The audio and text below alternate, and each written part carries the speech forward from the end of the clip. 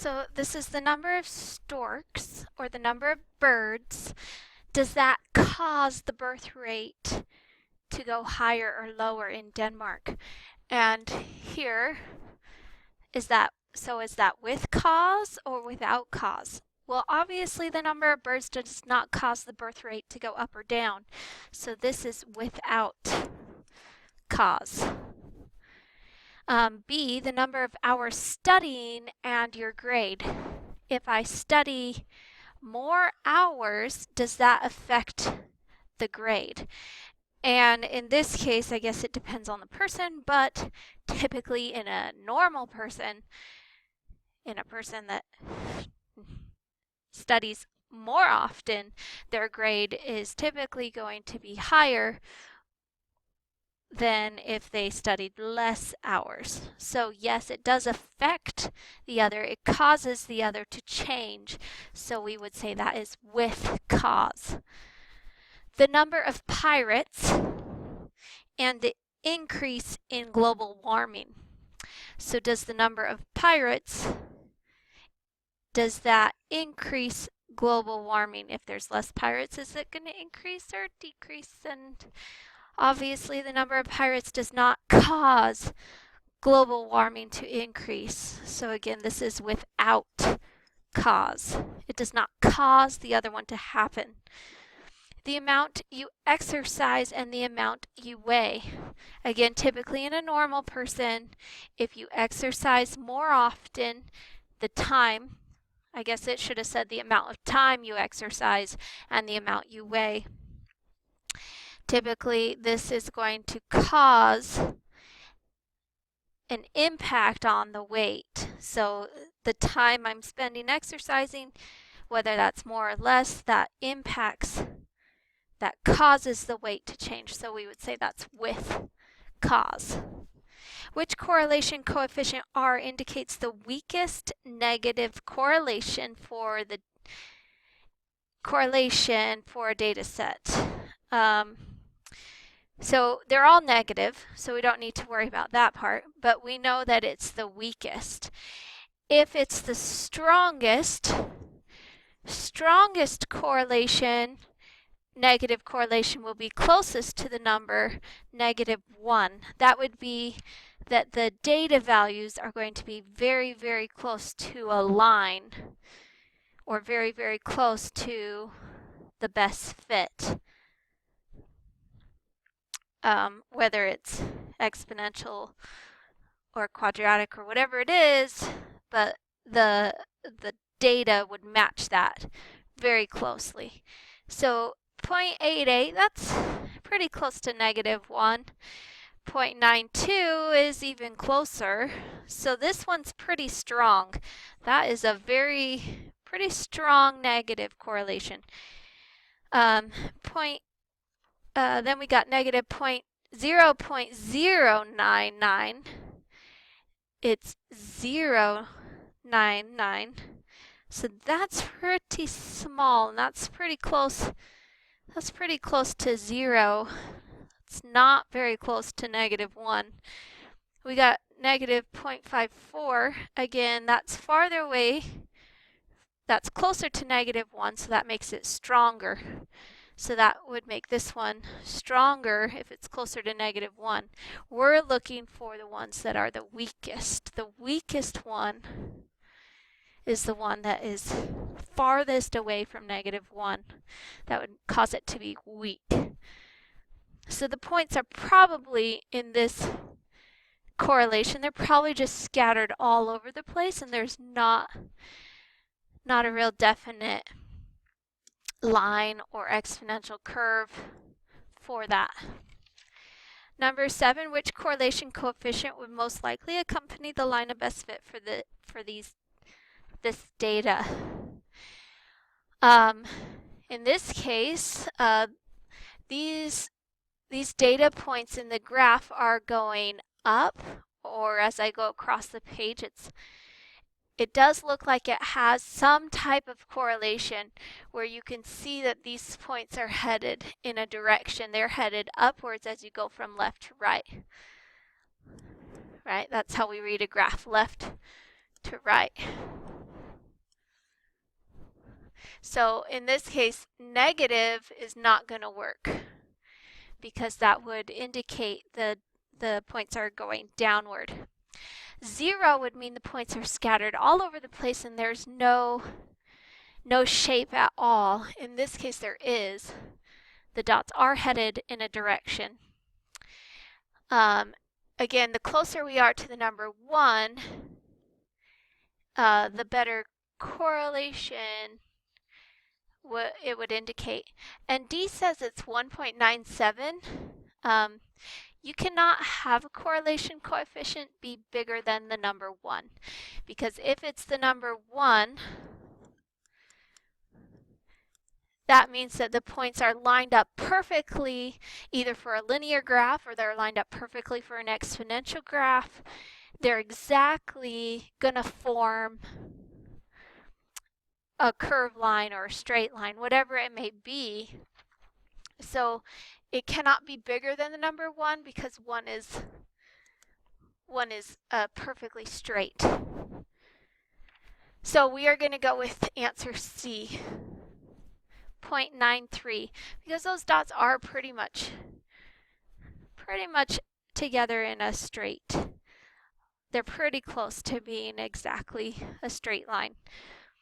Number 8, interpret the slope in the graph below. So in this case, we could find the slope. There are 2 points that are on the line, so I could just use those 2 points and find the slope. So this is the best fit line. So if we find the slope for that best fit line, it looks like it would be, well, the first point is at 1,16, and the second point is at 4,34. So if I do y minus y over x minus x, I would end up with 18 over 3, which gives me just 6. And I want to interpret what that means. Rise over run. The rise number comes from, it says it's the cost in dollars. So in this case, it would be 18, we'll talk about the 6 in a minute, over the run. The run, it comes from the over part, which is time in hours, over 3 hours. So it looks like this bottom number, the 6, it looks like it doesn't have a number on the bottom, but again, remember it can be just a 1. So it's $6 for every 1 hour, or per hour. And if we look at what it's talking about, it's parking in a garage. So it's $6 per hour to park in the garage. Notice it just said interpret the slope or the rate of change, and that's what this is, the slope or the rate of change. It did not say to interpret the y-intercept, even though we could potentially do that. If it's $10 at the very beginning, that means just to get into the garage, you're paying $10 and then $6 on top of that each hour. But it didn't ask us for that.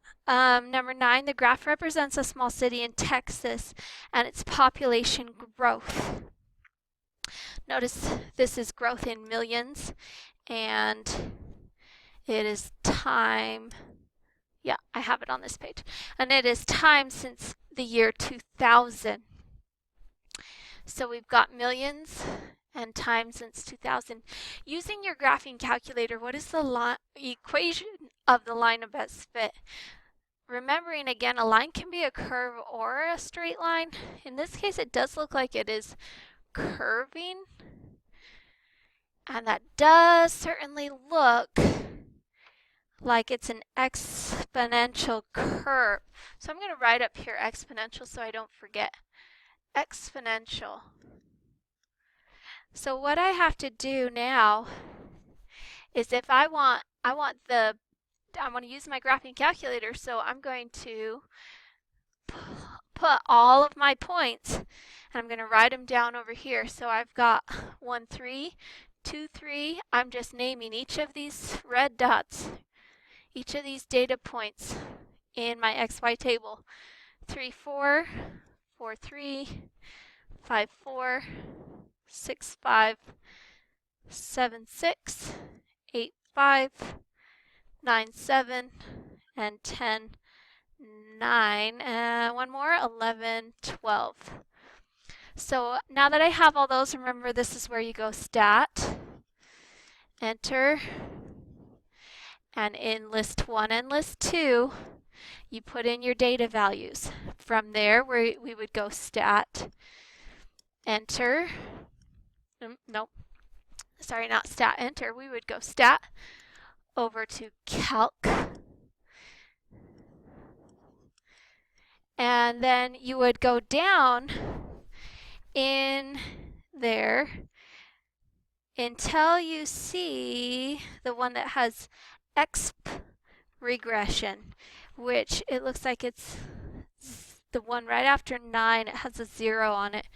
It says like this, exp, and it says reg. And so if you go ahead and do that and find out what numbers it gives you, it would be y equals, and again, these are of the form y equals a b to the x. That's what it has on your calculator. So you put in your y number, and it says it's about, I'm going to round it, 2.28. The multiplying number that repeats is 1.14 rounded, and we put our exponent of x up there. What is the y-intercept of your line, and what does it mean in the given situation? So again, this is years since 2000. So at the beginning, this is the year 2000. So in the year 2000, what does the y-intercept of our line mean? Well, it's for this particular best fit line. If I were to graph that, remember that this number, that 2.28, is the y-intercept, and then we're repeatedly multiplying by 1.14. If you forgot about that, you could also plug in a 0 in for x as your exponent, and you would come out with the y value of 2.28. So that means in the year 2000, the population was 2.28 million. Again, remember your units for that. We are interpreting, that means we need to have our units in there. 2.28 million people in the city of in this particular city of Texas. In this Texas city. Okay, use the equation to predict the population size in the year 2025. That's 25 years on the graph, which means that, again, we're going to take our equation of best fit up here, and we're going to plug in 25 for x, and we're going to get the output, and that is going to be how many people are in this city in the year 2025. It's a prediction about how many people there will be. And if we do that, so it's 2.28, 1.14 to the 25, we end up with 60.33, I'm rounding, million people. Should put people in there.